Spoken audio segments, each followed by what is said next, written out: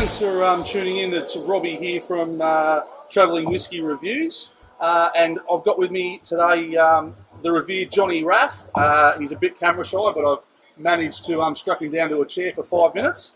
And we're at Starward today, and I'm with Starward's own Sacha Nourse. So thanks, guys. Thanks for having us along. Appreciate it. So, as I said, we're here at Booze, Blues and Rock and Roll Night, part of the Whisky and Dreams Melbourne experience. Johnnie, can you start by explaining to the viewers the history or origins of Whisky and Dreams and how you came up with that concept and how it's come along? Yeah, look, it goes back probably 6 years.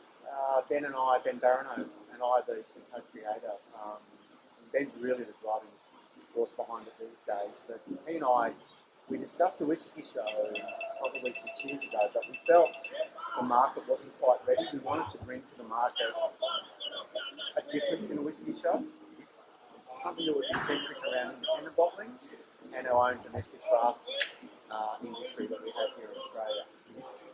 We commenced 4 years ago over at Footscray, and we called it Independence Day. So the idea was independent bottlings, essentially, for independent distributors and exhibitors in an independent space that wasn't aligned with any one retail entity. And we had 300 odd people first up. I think we only had 12 exhibitors on the day, but we had multiple expressions of whisky. Everybody seemed to enjoy it. We did it with a young lady called Sam Gann, who something we may or may not remember from MasterChef. But she's got a catering business over in Footscray, so it was an industrial space, not dissimilar to what we're in now. But the success of it was so much that I think a few people paid attention, and we were very, very fortunate to have, as we still do, a great relationship with Dave Vitale and the Starward organisation. And Dave invited us to do it here. And we did it as Independence Day, and then we changed it last year to Whisky and Dreams, and which some people would say was can't get their head around the name, but and I understand that, I really do. It's really us just not taking ourselves too seriously. If you look at the logo, it mirrors the Cocktails and Dreams logo of Cocktail the movie. So we wanted to, I guess, translate an image of fun, and we really wanted to encourage people or whiskey drinkers we call discoverers, not just the people who are well versed. Yep, we love them, and then without them, they're the lifeblood of our business probably as consumers. But we love discoverers, and we saw last year 1,200 people come over the course of 2 days, which was by all accounts very successful. However, very, very difficult to put together. So this year we've backed it off, and we're not doing any master classes this year. We've got a VIP room this year with 3 or 4 pretty select brands in there that I think anyone would be happy to get a glass of. Last year we had the company of Dave Broom, chief writer for ScotsWhisky.com and Whisky Magazine, and Charles McLean, the whisky critic and also chairman of the SMWS. He was here as our guest last year, and those guys did, along with Alex Bruce from the Delphi, and yours truly did 9 master classes over the 2 days. So our heads were a bit mashed potato, but by all accounts, it's a really engaged. It's our opportunity, and every exhibitor's opportunity, to engage with new people, to engage with existing whisky consumers, to put forward product that may be a premiere, as Archie Rose did last year. And it's also the consumer's opportunity at a very valuable ticket price of, we kept it at about $65, with roughly 150 expressions on the barrels. It's their opportunity to try things that they otherwise, perhaps wouldn't go out and purchase or pay for over the bar. Case in example would be some of the Delphi stuff and recipe sample expressions that they can get quite expensive, up into the hundreds of dollars, and that's not everybody's budget. So we understand that, and it's a great opportunity for them to experience those whiskies and talk to people behind the barrels who are genuinely whisky people and in the industry. That's a big criteria for us. You must have someone behind the barrel whose knowledge is competent, who's familiar with the provenance of the whiskey, how it's made, and we pride ourselves on that too. We also don't really allow people to come in and set up a faux distillery behind their barrel or big banners and so forth. Whilst all that looks great and it's wonderful for branding, we want to keep it just about the three liquids that are on the barrel, and that's what's important. So that's probably, I guess, my best assessment of where we're at so far, if that would work. Very in-depth assessment. I appreciate it, Johnny. Yeah. Sacha, can you tell us a bit about your background in regards to whiskey and your role at the distillery? Yeah, absolutely. So my background is just hospitality generally. But prior to, I've been here for around about 3 years, on and off. I started doing some casual brand work when I was working in another venue with Paul, who was our former brand ambassador. And then ended up coming here full time about 2.5 years ago. Initially as a bartender, but then I moved into a training and education role. So my job is to, the last year I've been upskilling our hospitality staff just about whiskey knowledge and production knowledge as well. So that's kind of the best description of what I do. But the joys of working for a small business is that you wear a lot of hats, so you tend to get offered a lot of other work which you wouldn't necessarily get offered if you're working at a large company. And that's something I really enjoy about working here, is the diversity of the work. So I guess I've always enjoyed whiskey, but my journey with whiskey really only started 3 years ago working here, and you pick up a lot, and being able to work with people like Johnnie and attend tastings like Whisky and Dreams, and sit down and have a chat with Charles McLean, which I never thought would actually happen in my life. You pick up things. If you surround yourself with good people, you learn from them. So yeah, that's the best that I can explain sort of my whiskey education. But I guess I've always been a bit of a nerd, so I love reading. So someone gives me a book, I'm going to devour it and find something new. So yeah. Great.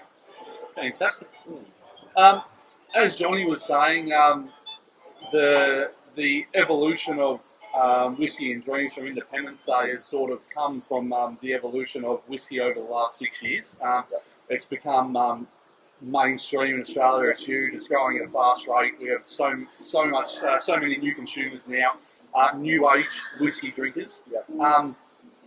How do you think that Starward fits in that evolution of the whiskey industry? Yeah, good question. I think what we do here is, besides, I have to say, personally, I think we make exceptional whiskey.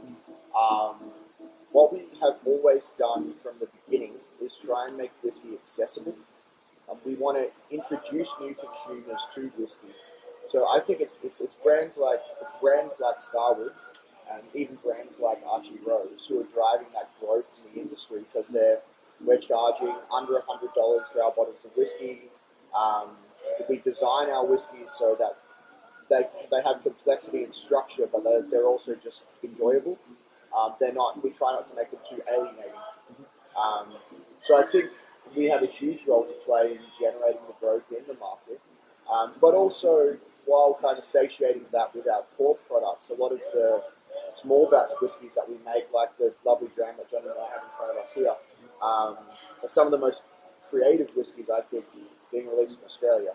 So this particular whiskey was finished in a ginger beer cask for 12 months. And this release of whiskey was one of our most sought after whiskies, and it's just, to the best of my knowledge, no one's ever done that before. At least on a commercial level. I'm sure someone's done it on a farm somewhere in Scotland, but potentially not for kind of public consumption. I think Sacha's modestly understating Starward's role in driving the new demographic of the whiskey drinker. Accessibility, which you touched on, is the key. Most people that are either just coming out of uni into perhaps new work-life roles, they don't have $500 a week disposable income to throw at a bottle of whiskey. And these guys have not only made their liquid whiskey accessible on shelf and across the bar, but they've made Starward Distillery accessible.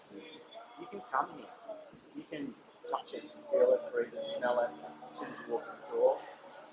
You can see the stills that steaming away at the moment. You can see the whiskey cooking in the cask out the back, all the racking. And it's right in front of you. That accessibility is probably something that 90% of brands don't have. Yeah, And I think they also do it really, really well. I think the new demographic of the drinker that's perhaps coming and visiting the distillery, they're seeing people behind the bar that they relate to as well.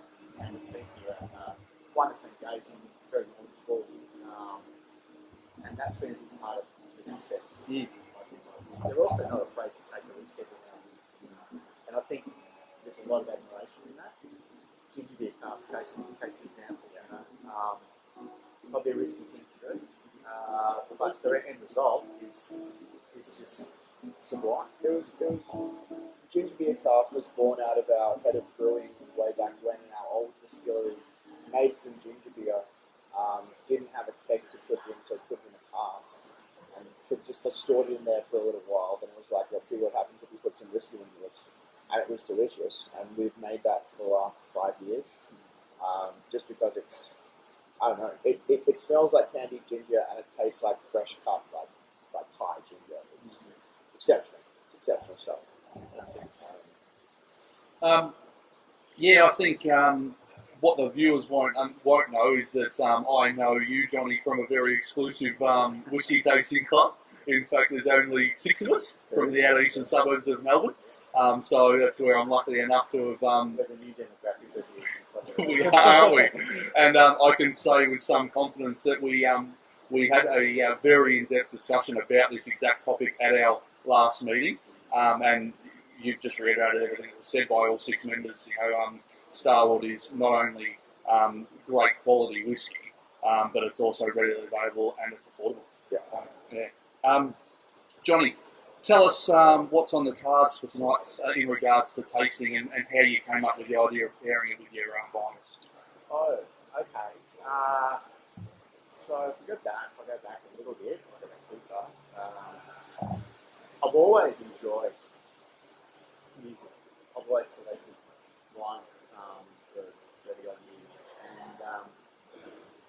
and I've been in the industry for almost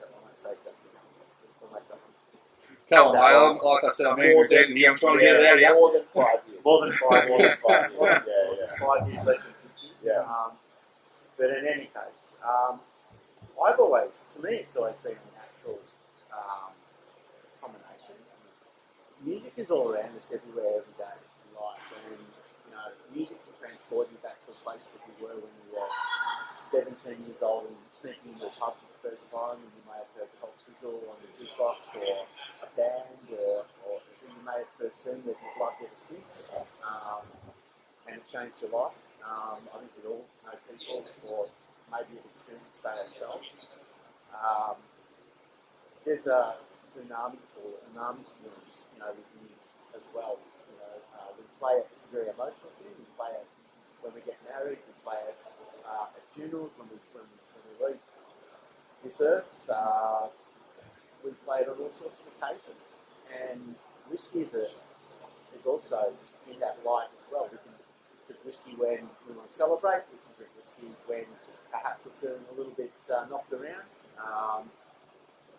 And it's, for me, it's that same feeling that's achieved. I can have a whiskey.